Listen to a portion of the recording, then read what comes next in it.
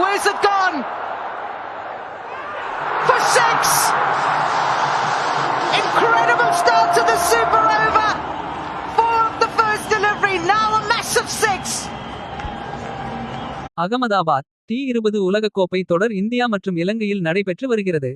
இதில் இன்று நடைபெற்ற 13வது ஆட்டத்தில் ஆப்கானிஸ்தான் தென் ஆப்பிரிக்கா அணிகள் மோதின.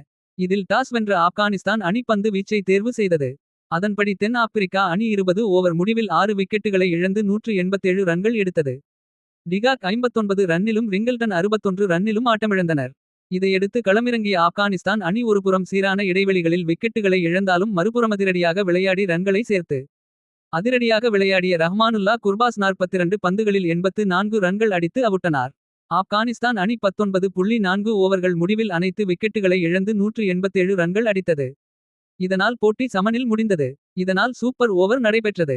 முதலில் விளையாடிய ஆப்கானிஸ்தான் அணி ஒரு ஓவரில் 17 ரன்கள் எடுத்தது. தொடர்ந்து 18 ரன்கள் இலக்குடன் விளையாடிய தென் ஆப்பிரிக்கா அணி 17 ரன்கள் எடுத்தது. இதனால் ஆட்டம் மீண்டும் சமன் ஆனது.